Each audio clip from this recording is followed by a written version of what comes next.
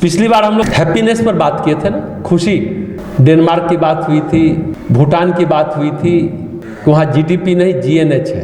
कितने आर्थिक रूप से समृद्ध है वो महत्वपूर्ण नहीं है, आप कितने खुश रहते हैं कहाँ वहाँ की जनता, वो वहाँ का इंडेक्स है हैप्पीनेस मापने का। फिनलैंड की चर्चा किए थे जो अभी पिछले 5 सालों से नंबर 1 चल रहा। वर्ल्ड रैंकिंग पर फिनलैंड शीर्ष पर है। खुशी का पैमाना क्या हो सकता है? खुश रहने के लिए बहुत पैसे की जरूरत है क्या? जितने धनवान लोग हैं हम तो समझते हैं वो ज्यादा दुखी हैं। वहाँ फिनलैंड में खुशी को मापने का पहला पैमाना है आत्मसंतुष्टि। फिनलैंड कहाँ है यूरोप में जानते हैं? नार्डिक क्षेत्र बोलते हैं उसको। वो देश आत्मसंतुष्टि पर खड़ा उतरता है। फिनलैंड को हमने पिछली बार कहा, आज फिर हम इस पर बात करना चाहते। क्यों खड़ा उतरा? अपने यहाँ वो आत्मसंतुष्टि को पहले नंबर पर रखता है। कभी कभी भारत में भी प्राचीन काल में आत्मसंतुष्टि ही पहला पैमाना था। आप सेल्फ सेटिस्फाइड कितने हैं? आत्मसंतुष्टि महत्वपूर्ण था, मूल्यवान था। आज हम लोग आत्मसंतुष्टि को, आत्मा को तो जानते ही नहीं है किस चिड़िया का नाम है। कभी था आत्मसंतुष्टि, महत्वपूर्ण हिस्सा था, लेकिन आज क्या हो गया? आत्मा मूल्यवान नहीं है। क्या महान मूल्यवान है? अहंकार मूल्यवान हो गया। अहंकार आत्मा से ज्यादा मूल्यवान हो गया। देखिए यूरोप की संस्कृति है, वहां कुछ बातें लिखित नहीं चलती, अलिखित चलती है। अपने आप ही एक समय था कि विदेशियों ने कहा ना कि भारत का कोई इतिहास नहीं है, क्योंकि लिखा नहीं जाता था, श्रुति और स्मृति थी। गुरु ने कहा, शिष्य ने सुना, वो ब्रह्मवाक्य बन गया और स्मृति में है, उस पर अभी नहीं चले। लेकिन अपने यहाँ भी इतिहास लेखन की कला बहुत बाद में विकसित हुई थी। लेकिन पहली बार यूरोप में भी 1993 में पहली बार लिखा गया। सैंडमोस ने अपनी किताब में लिखा, अक्सेल सैंडमोस। क्या लिखा? वो एक संहिता बनाया, आचार संहिता होता है ना, उसी तरह उन्होंने एक संहिता, वो नार्डिक स्कूलों में पढ़ाई जाती है वो संहिता। अब आज हमें भी ये जानना समझना चाहिए और इसे अपनाना चाहिए। देखिए नार्डिक देश में जो स्कूलों में पढ़ाया जाता, अपने यहाँ कभी पढ़ाया जाता था गुरुकुलों में। गुरुकुल में ये सारी बातें, ऐसा नहीं कि वो यूरोप में पहले आया है, ये बातें प्राचीन काल के गुरुकुलों में ये सारी बातें बताई गई है। स्कूल के शिक्षक यहाँ बैठे हैं, हम चाहेंगे कि अपने स्कूल में इस चीज को लागू करें। बच्चों से ही आप बताएंगे तभी तो संस्कार बनेगा ना, और उसे हम लोग अपने जीवन में अपनाएं। क्या स्कूल में पढ़ाया जाता है? तुम्हें यह नहीं सोचना है कि कोई खास या आम है। खास और आम समझते हैं ना? खास मतलब स्पेशल, आम मतलब ऑर्डिनरी। सिंपल भाषा में जानिए, समाज में सभी समान है, ये पहला नियम बचपन से पिला दिया गया नार्डिक क्षेत्र में, यूरोप में। दूसरा क्या है? तुम्हें नहीं सोचना है कि तुम्हारी संपत्ति किसी से ज्यादा है, यानी दिखावा नहीं करना है। तीसरा क्या है? तुम्हें यह नहीं सोचना है कि तुम्हारा ज्ञान दूसरों से ज्यादा है, यानी सीखते रहना है। कितनी अच्छी बात है, ये सब अपने यहाँ है। चौथा, तुम्हें नहीं मानना है कि तुम सबसे बेहतर हो, यानी सबको समझने का प्रयास करना। पांचवा, तुम्हें यह नहीं सोचना है कि शिक्षा पर तुम्हारा विशेष अधिकार है, यानी शिक्षा पर सबका हक है। छठा, तुम्हें यह नहीं सोचना है कि तुम ज्यादा अहम हो, यानी सबसे समान व्यवहार करिए। जो सातवां है, तुम्हें कभी जन्म, योग्यता या उपलब्धि पर किसी से ईर्ष्या नहीं करनी है, यानी राग द्वेष जीवन में न रहे। ये बचपन से बताया जाता है। आठवां क्या है? तुम्हें कभी किसी भी वजह से किसी प्राणी का मजाक नहीं उड़ाना है। कभी किसी वजह से किसी प्राणी का मजाक नहीं उड़ाना है, यानी सबको सम्मान देना है। नौवां क्या है? तुम्हें दूसरों की राय नहीं, खुद को जानना है, यानी ये प्रकृति के गोद में ही संभव है, खुद को जानना। अंतिम क्या है? 10वां, तुम्हें अपनी उपलब्धियों का बखान नहीं करना है, यानी बिना श्रेय लिए काम करो।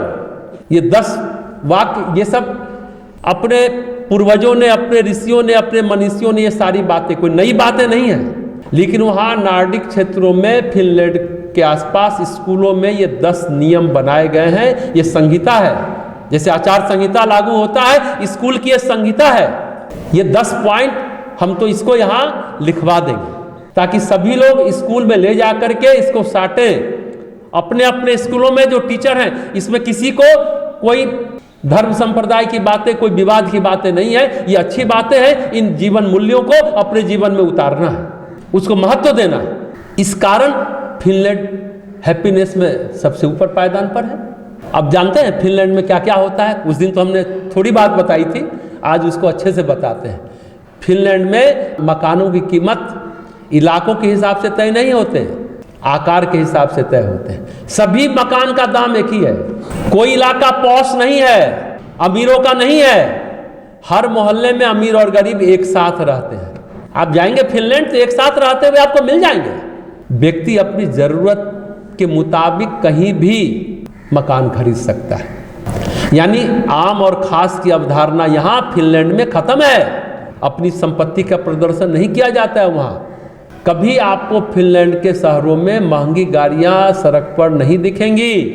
सबसे अमीर व्यक्ति भी साधारण गाड़ी में चलते हैं। निजी संपत्ति का दिखावा जो करते हैं उसे समाज की एक बुराई के रूप में देखा जाता है। आम लोगों में ये चर्चा फिनलैंड में नहीं होती कि अपने देश का सबसे अमीर व्यक्ति कौन है।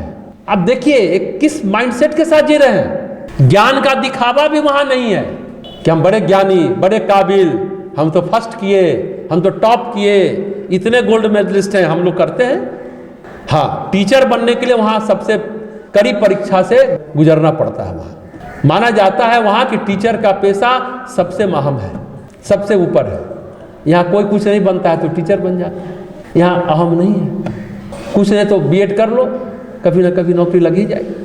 वहाँ नंबर 1 है टीचर। जो सबसे योग्य है वही टीचर बन सकता है, लेकिन योग्यता के साथ विनम्रता अनिवार्य है। टीचर बच्चों के दोस्त बनकर रहते हैं और वहां की शिक्षण व्यवस्था की यही खासियत है। अपने यहाँ भी कहा जाता है विद्या ददाति विनयम। अगर विद्यावान हैं आप, विद्वान हैं, तो आप नम्र हैं, विनम्र हैं, झुकना सिखाती है। यहाँ तो अरे हम तो इतना डिग्री प्राप्त किए, एकदम अहंकार में टर रहता है। टर सब ठीक है। पद या प्रतिष्ठा बेहतरी से नहीं जुड़ा, एक एक वाक्य, एक एक शब्द पर ध्यान दीजिए। जानते हैं फिनलैंड की राष्ट्रीय फुटबॉल टीम के कोच माइक कनेरवा बोलते हैं उनको। वहाँ के रोल मॉडल वही हैं, कोई हीरो हीरोइन नहीं है। एक खिलाड़ी है, वो भी कोच है, अभी वो भी ख्याति प्राप्त फुटबॉलर हैं।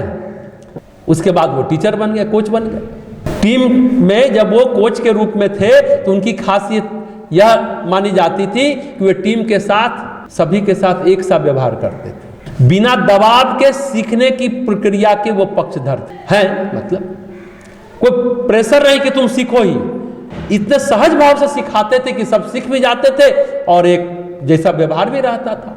ये नहीं कि उसको ज़्यादा मान रहे हैं, उसको कम मान रहे हैं। जैसा हमने बताया कि शिक्षा पर वहाँ सबको समान अधिकार है।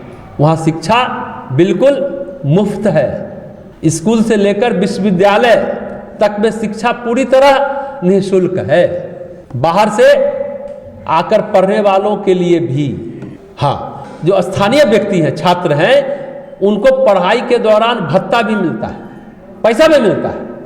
वहाँ के लोगों को, बाहर के लोगों को नहीं। कितनी बड़ी बात। उच्च शिक्षा प्राप्त व्यक्ति को कोई दंभ नहीं है। फिनलैंड में हर नागरिक से समान व्यवहार होता है, समान। वहाँ पिछले साल 21 की बात, हाँ, 3 मंत्री की पत्नियों ने सरकारी अस्पताल में बच्चों को जन्म दिया। सरकारी अस्पताल जाएगा, आप लोग छोटे लोग भी अब गवर्नमेंट हॉस्पिटल इंडिया में नहीं जाते हैं। उन्हें भी वही सुविधाएं मिलती है जो आम नागरिकों को मिली, उनको भी वही सुविधाएं मिली जो आम नागरिकों को मिलती है। यह खास ख्याल रखा जाता है कि किसी को विशेष सुविधा न मिल जाए, सबके साथ समान व्यवहार हो। वहाँ जीवन के हर पहलू में समानता है। जैसा हमने बताया शिक्षा सबके लिए समान है, वहाँ स्वास्थ्य मतलब इलाज भी सबके लिए समान है, रोजगार के अवसर भी समान है। सभी के बच्चे एक समान वातावरण में विकसित होते हैं, बड़े होते हैं, इसलिए बच्चों में कोई ईर्ष्या की भावना नहीं होती। फिनलैंड में जो वहाँ का समाज है ना, वहाँ बचपन से ये फोकस किया जाता है कि सबों का सम्मान किया जाए, सभी के भावनाओं का सम्मान हो। बच्चे एक दूसरे के साथ मिलकर हंसें, हाँ, किसी के त्रुटि पर न हंसें। किसी पर व्यंग न करें, किसी भी परिस्थिति में किसी का उपहास न उड़ाया जाए, मजाक न उड़ाया जाए। उपहास वहाँ की संस्कृति का हिस्सा नहीं है। संस्कृति की बात है, उपहास वहाँ की संस्कृति का हिस्सा नहीं है, हिस्सा ही नहीं है। अब आप सोचिए कि फिनलैंड के लोग अपनी खुशी को प्रकृति में तलाशते हैं, नेचर के साथ रहते हैं। फिनलैंड का जानते हैं छोटा सा देश है, उसका 70% हिस्सा जंगल है। एक एक लाइन आपको आश्चर्यचकित कर रहा होगा। लिखा है कि 1.88 लाख झील है। सोचिए, लोगों का सबसे पसंदीदा काम क्या है जानते हैं? प्रकृति के बीच समय बिताना।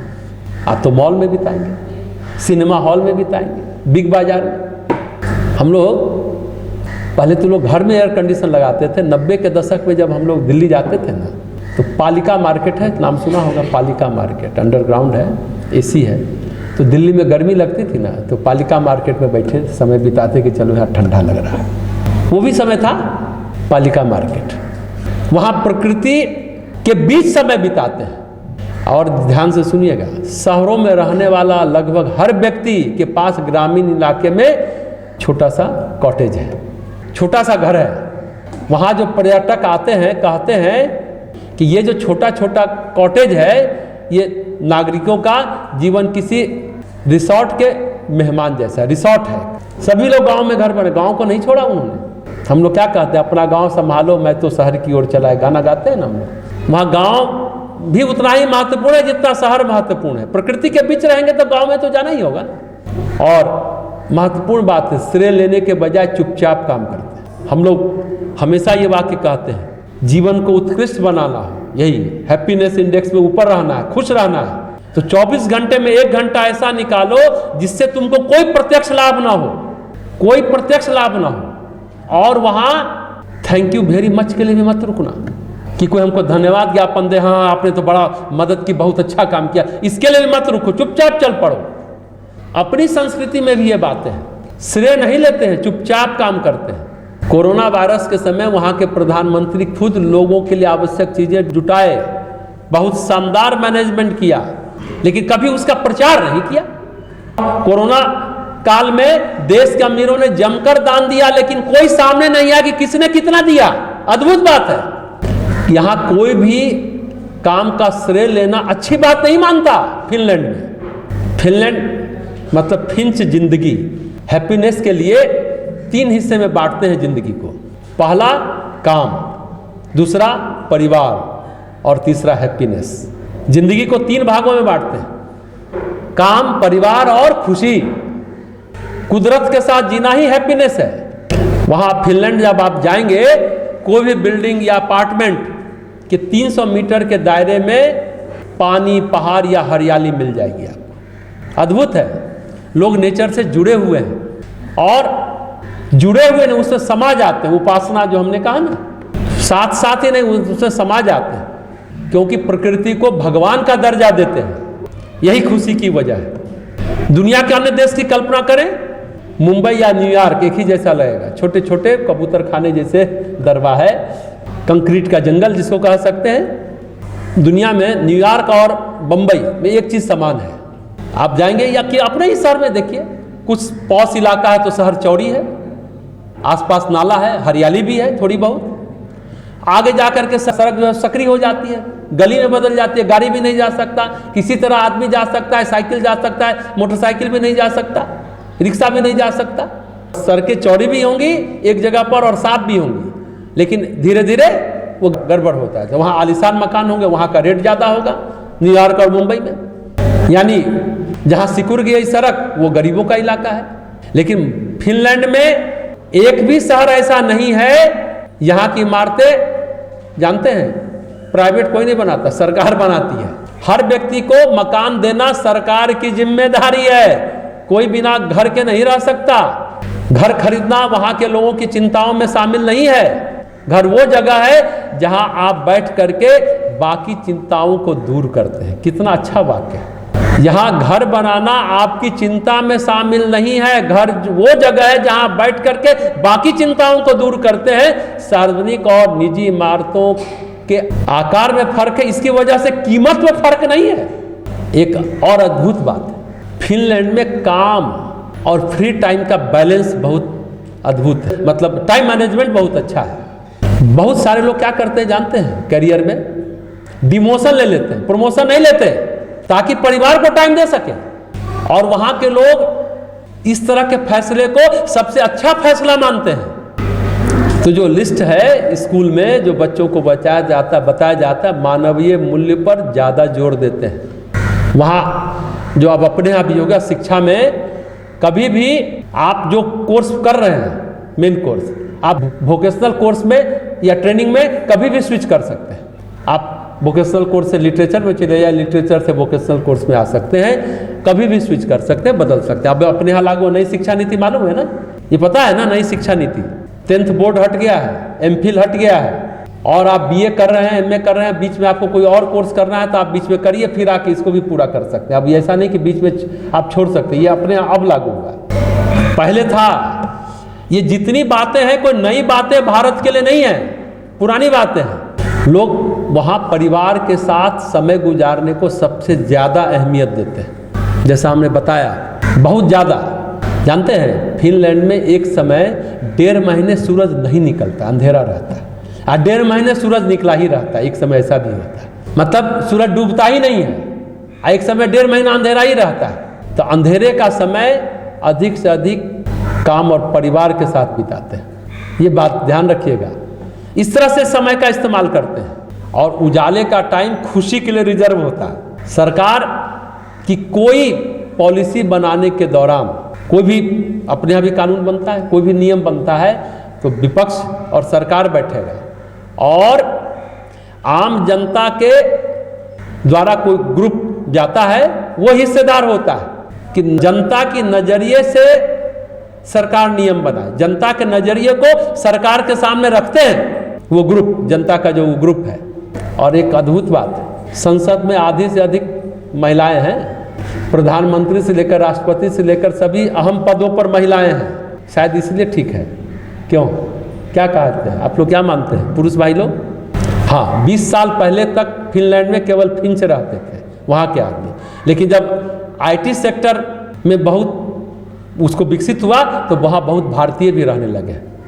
हाँ, वहाँ की भाषा बहुत कठिन है, बहुत मुश्किल है। टूरिज्म फिनलैंड में बहुत कॉमन है, इसलिए वहाँ के लोग बहुत घूमते फिरते भी हैं, वहीं घूमते हैं, और वहाँ लोग बहुत जाते भी हैं घूमने, उससे सरकार की आमदनी भी बहुत होती है। इंडस्ट्री है, उद्योग धंधा है, उसके साथ पर्यावरण का बहुत महत्व है, बहुत अहमियत देते हैं वहाँ के लोग। इन सब बातों से हम क्या उम्मीद करते हैं? उम्मीद है कि दुनिया फिनलैंड से कुछ सीखेगी और अपनी जिंदगी में बदलाव और खुशियां ला पाएगी। लेकिन क्या हो गया, हम लोग देने में विश्वास नहीं करते, लेने में विश्वास करने लगे, इसलिए ज्यादा दुखी रहते हैं। उपभोक्तावाद आ गया, कंज्यूमर इज्म आ गया, ऐसे कहिए, मतलब उपभोक्तावादी संस्कृति। यूज एंड थ्रो, पियो और फेंको, फिर कौन याद रखता है? ये 10 बिंदु अभी आपको बताए गए, वहां का एक मूल मंत्र है कि तुम्हें अहंकार नहीं करना है। पहला, सब 10 का एक ही जड़ में एक ही बात, एक शब्द कहा जाए तो अहंकार नहीं करना है। अरे खास और आम क्या है? उनके बीच अहंकार ही तो है ना। दिखावा क्या है? दिखावा भी तो अहंकार ही है ना। हमेशा सीखते रहना, यानी अहंकार का न होना, तभी तो आप किसी भी उम्र में सीखने की ललक बनी है, सीखने की कोशिश करते हैं, यानी आपका अहंकार सबसे कम है या नहीं है। और अहंकार जाएगा तब हम सबको समझ पाएंगे। विशेषाधिकार हम तब खोजते हैं जब हम अपने को अहंकारी मानते हैं। जब अहंकार होता है तभी विशेष अधिकार खोजता है इंसान। अहंकार नहीं तो सबके साथ समान व्यवहार है। और ईर्ष्या की जननी भी तो अहंकार ही है ना।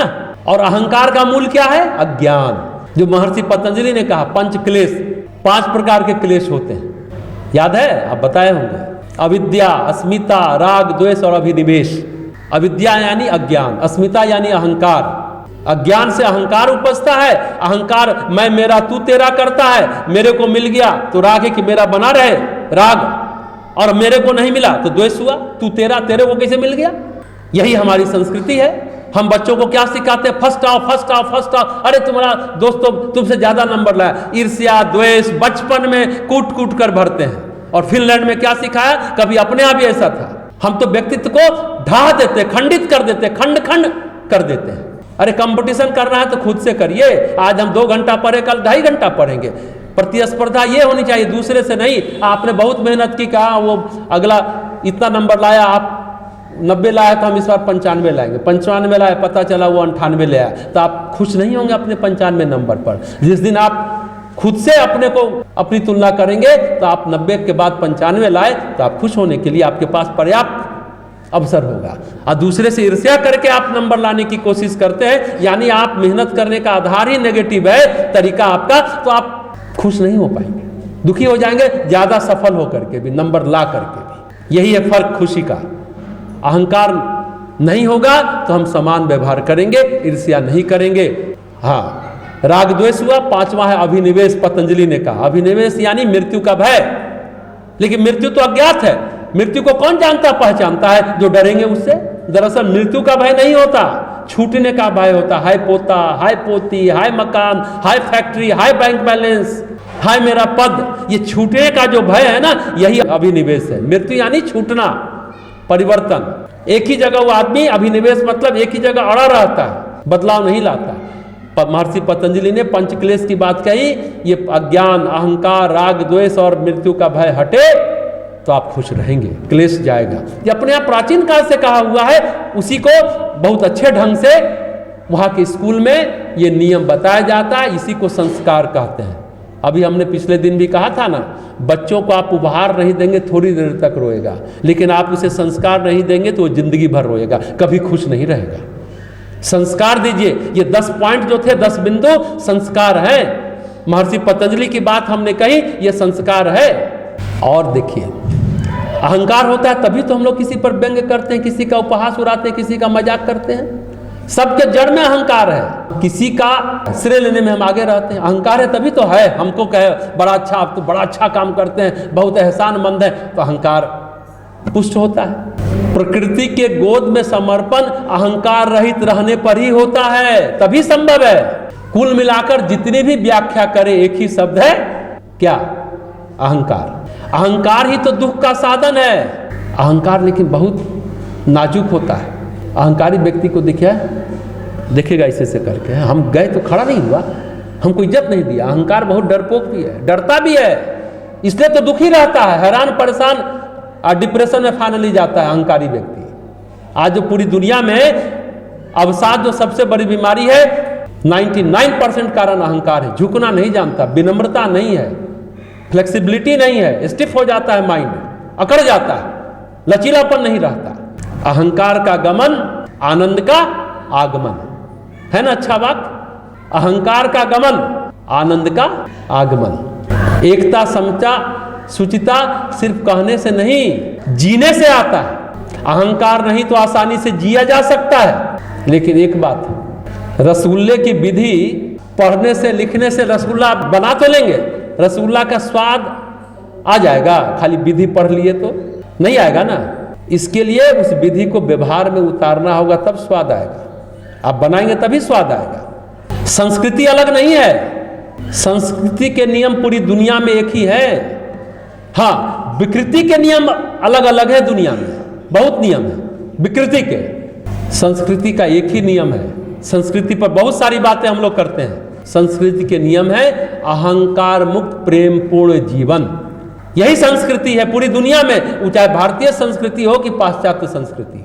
लेकिन हम लोग उसको छोड़ चुके हैं, भूल चुके हैं। पश्चिम बाद में पहले ही भूला, हम लोग थोड़ा बाद में भूले, लेकिन भूल चुके हैं।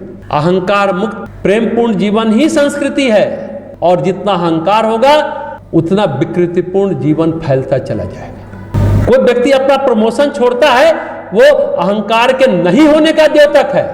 अहंकार तुष्ट करने के लिए तो बखान होता है, कशीदाकारी होती है, अरे बड़े अच्छे लोग हैं, अखबार में नाम निकलता है, इतना दान किया, इतना पुण्य किया, उसे तो अहंकार ही तृप्त होता है। बखान और प्रदर्शन अहंकार को पुष्ट करता है। बखान और प्रदर्शन अहंकार को पुष्ट करता है। अभी हमने कहा कि अहंकार की जड़ अज्ञान है। अहंकार हटेगा तब जब अज्ञान हटेगा, अविद्या हटेगी, तभी ज्ञान होगा। यानी ज्ञान का मतलब जानकारी नहीं, खुद को जानना। खुद को जान पाएंगे तभी ज्ञान होगा। ज्ञान होगा तभी आप खुद को जान पाएंगे। अहंकार मुक्त होने पर ही खुद को हम जान सकेंगे, जान पाएंगे। प्रकृति की गोद का एक मतलब यही है। अहंकार से मुक्त होने पर हम विराट हो जाते हैं। ध्यान रखिएगा, अहंकार से मुक्त होने पर हम विराट हो पाते हैं। प्रकृति का मतलब विराटता, प्रकृति का मतलब विराटता की अनुभूति, समष्टि की अनुभूति। प्रकृति की अनुभूति का मतलब है जीवन चक्र की अनुभूति। हैप्पीनेस एक मानसिक अनुभूति है। खुशी जो है एक मानसिक अवस्था है, जो रैदास को भी हो सकती है जिनके पास पैसा नहीं है, और अकबर को नहीं हो सकती। रैदास को हो सकती है जो जूता काटते हैं, अकबर जो सम्राट है उसको वो अनुभूति नहीं हो सकती। तो मोटी बात क्या है? अहंकार मुक्त जीवन खुशियों का आधार है। अहंकार मुक्त जीवन खुशियों का आधार है। लेकिन विश्व का जो असमानता का जो रिपोर्ट है ना, कि सरकार की नीतियां एक समय गैर बराबरी पर लगाम लगाती थी, आज की नीतियों ने उसे बेलगाम छोड़ दिया है। 40 साल पहले गोंडा उत्तर प्रदेश के एक कवि थे, अदम गोंडवी। उन्होंने कहा 100 में 70 आदमी फिलहाल नाशाद है। दिल पर रखकर हाथ कहिए देश क्या आजाद है। 40 साल पहले कहा था। मतलब 70% आदमी के पास भोजन वस्त्र आवास की सुविधा नहीं है भारत देश में। उनकी एक और कविता, आओ चले चमारों की बस्ती में, बहुत अच्छे कवि हैं, पढ़िएगा उनको। आज भी ये सवाल उतना ही है कि क्या देश आज़ाद है, वहीं खड़ा है, उसी बहस आज भी है। रिपोर्ट के मुताबिक भारत में आर्थिक विषमता या गैर बराबरी सबसे ज़्यादा है। तो भारत के लिए विकट समय तो है। उपभोक्तावाद वाली संस्कृति से हम बाहर निकले, वसुधैव कुटुंबकम की बात करें। ये सब बातें हैं, क्या ना, दिखावा है। रसगुल्ले की विधि जान लेने से रसगुल्ले का स्वाद नहीं आ जाएगा, उस रसगुल्ला बनाना पड़ेगा, उसे जीवन में उतारना होगा, तब स्वाद आएगा। हैप्पीनेस की विधि तो बता दी है कि खुशी कैसे रहा जाए। अज्ञान को हटाइए तो अहंकार अपने आप जाएगा, राग द्वेष जाएगा तो भय भी जाएगा। लेकिन बनाइए तब ना। जीवन को उत्कृष्ट बनाने के लिए 1 घंटा निकालिए। कितनी बार से हम कहते हैं कि आप 1 घंटा समय दान करिए। गायत्री परिवार आपको एक प्लेटफॉर्म देता है कि आप इस तरह का काम करें। समय ही नहीं है आपके पास। पता चलेगा एक दिन सचमुच समय नहीं रहेगा आपके पास, सचमुच समय नहीं रहेगा। लेकिन इतनी बातों के बावजूद अभाव में भी हैं, खुश रहा जा सकता है, क्योंकि ये सच है। इन सब बातों के बावजूद सत्य यही है, हैप्पीनेस एक मानसिक अनुभूति है। और कब? अहंकार मुक्त जीवन जब होगा तब।